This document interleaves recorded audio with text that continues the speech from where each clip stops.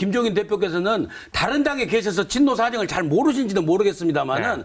지금도 6선에 이해찬 의원, 5선에 원혜영 의원, 이미경 의원, 윤호중, 김태년, 김상희, 김현미, 홍영표, 박범계에다가 지금 이목희, 정청래 그분들 다 갇혀 계시죠. 호남에 최규성 의원 있죠. 그다음에 초선들이요. 최민희, 진선미, 진성준, 도정환, 남윤수, 은수미, 김경엽, 윤현호, 전해철, 박남준, 서영교, 배재정 이 중에 문제된 분들 많이 있지 않습니까? 네. 이분들이라도 정리하면서 그냥 살을 붙여서 신도 패권 세력을 정리하고 정말 객관적으로 저희들 보고 숙청 작업 지금부터 할 테니까 친노 명단 써달라 그러면 제가 딱 써둘 수 있어요. 완전히 한 40명 정도. 김종인 대표 들어가서 하는 일이 아무것도 없어요, 지금요. 괜히 그 국민들이 눈만 흐려주고 말입니다. 이 영상 보셨는데 막 소리도 지르고 막 이러시네요. 이름을 막 지명하면서. 어찌 보면 특정 정치인에 대해서 낙선운동을 하는 것 같은 느낌을 받을 수 있는데 뭐 이게 낙선운동, 어디까지 낙선운동으로 봐야 될까요? 그래서 일단 방송을 보고 나니까 저희가 너무 점잖게 방송을 하고 있다 이런 생각이 좀 들고요. 예, 우리도 좀 그 속도를 내야 되나 이런 생각도 드는데 지금 두 분이 지금 선거 방송 이런 거 전문이시니까 제가 알고 있는 범위 내만 말씀드리면 사실 지금 낙선 운동을 할 수 있게 되어 있죠. 할 수 있게 되어 있고 원치 않는 후보에 대해서 할 수 있는데 자기가 속한 단체 회원들에게 일상적인 고지 그리고 기자회견, 언론 보도 정도를 허용하고 말 그대로 진짜 낙선 운동, 거리에 나가서 서명을 받고 이 사람 잘못됐다 이렇게 얘기하는 건 불법이거든요. 근데 언론에서는 지금 저렇게 하는 게 사실상 낙선 운동과 거의 다르지 않은 지금 거의 방식으로 이 사람 이름을 다 부르고 하는데 이 언론이라는 위력적인 방식을 통해서 실제로 전파를 하고 있어요. 근데 지금 선생님께서 더 잘 아시겠지만 미국에는 사실 공평원칙 그런 거 있잖아요. 그렇죠. 대립되는 상황에 대해서 똑같은 시간으로 방송해야 된다. 우리는 선거법 보면 그냥 공정하게 방송하라 이렇게 얘기했는데 그게 참 애매하다라는 거죠. 선관위에서 해석하기 나름이고 저것도 그냥 시사평론인데 그 정도는 괜찮지 않냐라고 하는데 저걸 가지고 얘기해서 친노 명단이 살생부처럼 돌고 하면 이게 선거운동 자체가 이미 불공평하게 공정하게 지금 진행되고 있는 것을 보이는 거고 지금 저분들이 이름 거론되신 분들이 무슨 잘못이 있어서 저렇게 해서 살생부처럼 그 이름도 무서운 살생부 이름에서 명단을 저렇게 종편 방송에서 끊임없이 내보내야 되는지 좀 씁쓸한 거죠. 뭐 그렇지 않아도 종편에서 지금 김홍영 처장이 소속돼 계신 민원연을 종북단체로 했다가 벌금인가 맞았죠? 재판에서 져서. 그렇게 뭔가 확인되지 않은 소위 그 사실과 다른 내용들을 얘기하면서 낙선운동을 한다는 게 문제라고 생각이 되는데 저렇게 언론에서 종편에서 나와서 자기네 개인적인 생각 또는 사실과 관계에 맞지 않는 얘기들을 하는 것들이 과연 방송으로서의 역할을 제대로 하는 건지 또 우리 방송통신심의위원회든 방송위원회든 이런 부분에서 처벌하거나 아니면 조금 제재를 가할 방안은 없는지 김 처장님은 어떻게 보십니까? 계속 어려운 질문을 하시는데 제재를 가할 방법은 그 사람들이 정말 그 자신의 역할 있잖아요. 자신에게 주어진 권한 그걸 제대로 행사를 해야 되는 거죠. 방송심의위원들이. 그 다음에 사실은 그 방송인들이요. 방송심의 규정을 알아야 돼요. 선거방송에 관한 특별 규정이 있습니다. 그 규정을 제대로 한 번만 딱 정독하면 본인들이 얼마나 엄청난 실수를 하고 있는지 알 겁니다. 이게 무슨 낙선운동 수준이 아니고 방송법을 완전히 위반하는 식의 그런 발언들을 하고 있거든요. 근데 심지어는 패널이라고 말하는 그 출연자들 있잖아요. 이런 사람뿐만 아니고 진행자는 전문 그 방송을 전문으로 하고 있는 직업이잖아요. 그런 사람들조차도 버젓이 계속 이 방송 심의 규정을 위반하는 발언들을 하고 있어요. 그러면 심의 규정이 좀 문제가 있다. 객관성 여러 가지 것들이 너무 코에 걸면 코걸이다. 그러니 좀 더 다르게 해보자 하면 그거를 우리가 법을 바꾸는 노력을 기울여서 제대로 심의를 할 수 있게 하면 됩니다. 근데 지금은 그냥 저 법을 이제 사문화시키고 있는 지금 제가 보기엔 그런 것이 이제 현실이고요. 더 웃긴 거는 요즘 최근 들어서 이 TV조선이 어떤 행태를 보이냐면은 할 말을 다 해요. 그냥 막 저런 말들을 막 합니다. 해놓고 나서 갑자기 민영삼 씨 저 발언하잖아요. 그러면 민영삼 씨의 발언은 개인 의견임을 알려드립니다. 이렇게 밑에 자막이 갑자기 나가요. 아니 그러면은 이게 그 TV조선의 잘못이 면피가 되나요? 이 면제가 되나요? 근데 분명히 제가 걱정하는 거는 분명히 선거방송심의위원회 가면 또 저 자막 썼으니까 그래도 괜찮지 않느냐 이런 말을 할 거예요. 그런데 이미 그 자막이 나가고 있을 때 이 사람의 발언은 어마어마해요. 야권 연대를 하자는 것에 대한 그 말들이 나왔을 때 민영삼 씨가 이렇게 말합니다. 뭐라 그러냐면 갈수록 사적 감정에 치우쳐서 정치 감정에 사로잡혀서 하는 그 정치라는 것을 공적 도구로 사적 분노의 표출 도구로 쓰고 있다라고 하면서 제2의 사쿠라 협작 정치라고 야합 정치라고 얘기를 합니다. 이게 지금 선거 시기에 더민주에 대해서 협작 사쿠라 정치, 도대체 저는 이게 뜻도 잘 모르겠는데 이런 말들을 합니다. 그러니까 갑자기 난데없이 민영삼 출연자의 발언은 개인적인 주장임을 알려드립니다. 이렇게 자막이 나가요.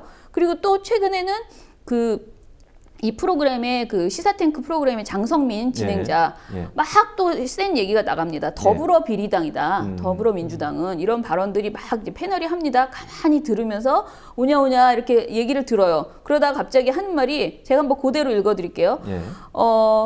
여러분 더불어비리당이라고 하는 표현에 대해서는 저희들이 그만큼 우려가 깊습니다. 여론의 비판을 반영해 하는 말이기 때문에 착오 없으시길 바랍니다. 이 들으면 어떻게 생각됩니까? 이게 자기는 변명이랍시고 심의를 이제 예상하고 하는 말이에요. 한 발 빼기죠. 근데 저는 이런 한 발 빼기식 막말 보도, 이 막말 방송에 대해서 정말 엄중하게 오히려 그 괘씸죄를 적용해서 더 세게 지적하지 않으면 앞으로 모든 종편들이 이런 식의 자막 처리 한 말 하려다가 심한 말을 한 다음에 끝을 얼버무리고 뭐 이러면서 감안하셔서 들으시기 바랍니다. 이러면서 계속 더 점점 더 심해지는 그 선정적인 보도들이 나올 거라고 그렇게 생각을 합니다. 결국은 이제 선거방심위원회나 방송통신심의위원회가 제대로 제재를 안 하니까 이런 문제가 발생하는 것 같은데요. 네. 이제 아까 계속 지금 방송에 나오는 분 중에 장성민 앵커가 나오는데 이분이 DJ 정부 당시에 대통령 비서실에서 근무를 했고요. 또 16대에는 새천년 민주당으로 국회의원까지 하셨어요. 이분이 왜 저런 태도를 보인다고 손 박사님 생각하세요? 제가 개인적으로 아는 분이 아니라서 무슨 고민과 사연으로 저렇게 이야기하시는지는 제가 알 수가 없는데 다만 지금 진영 논리가 되게 횡행해진 상황에서 오히려 예전에 지금 야당에 계신 분이 오히려 지금 종편에 나가서 아주 보수적이고 우익적인 이야기를 하는 것이 자기는 이 진영에도 말이 통하고 저 진영에서도 몸담아 받고 이런 좀 사람이다라는 영향력을 좀 생각하시는 게 아닌가 싶은데 사실 종편이 특히 이제 TV조선이나 이런 종편이 손해볼 짓은 절대 하지 않죠. 그래서 우리 한때도 되게 그 한반도 평화나 이런 것들 위해서 되게 역할을 많이 하신 분으로 알고 있는데 조금 더 젊으셨을 때 자기 열정을 한번 좀 생각해 보셔야 되지 않나. 그리고 또 하나는 낙선 운동이나 뭐 이런 부분 아까 말씀 나왔지만 사실 이게 우리가 국민들이 선거운동하기 되게 어렵게 돼 있거든요. 선거법이. 근데 지금 낙선 운동에서도 지금 우리 총선 시민연대인가? 새로 총선넷. 총선넷에 나온 데서 낙선 명단을 발표했는데 최경환 의원이 거기서 고소를 했어요. 그래서 그 자기 근거가 없는 명예훼손이다. 근데 왜냐하면 거기는 근거를 제시했기 때문에 누구 말이 맞는지 논의하고 토론할 수 있거든요. 근데 장승민 우리 진행자께서 하시는 발언들은 낙인 찍기예요. 아주 낮은 수준의 누구는 뭐래, 누구는 흑인이래. 이거랑 다르죠. 누구는 여자야. 이거랑 다르지 않거든요. 그렇죠. 그것처럼 뭐 누구는 친노래 이 한마디면 끝내버리는 수준으로 진행하시지 마시고 제가 어떤 사연인지는 잘 모르겠습니다만 다시 예전에 좋은 일 많이 하시고 우리 한반도 평화를 위해서 애쓰셨던 모습이 좀 기다려집니다.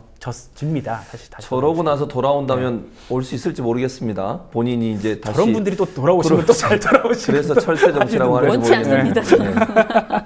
김홍일 처장님, 그 정편에서 쓰는 막말 또는 왜곡 보도 이런 사례들 한두 가지만 좀 설명해 주실래요? 막말 워낙 많아서 이번 주 막말이 아닌 말을 고르셔야 될 것 같은데. 너무 많습니다. 뭐 이번 주 같은 경우에 아까 그 사쿠라 협작 정치 그다음에 더불어 비리당 그리고 보통 말하는 거는 이제 김종인 의원의 그 대표에 대해서 겉모술수에 통달한 정치인이라고 말하고 정말 볼썽사나운 사람, 분풀이 정치를 하고 있다. 이런 식의 말들을 합니다. 그래서 뭐 막말의 수위, 막말보다는 저는 이번 주에 가장 웃겼던 게 이제 안철수 의원이 그 지하철 개찰구를 못 나갈 때 그걸 가지고 놀리는 보도가 있었잖아요.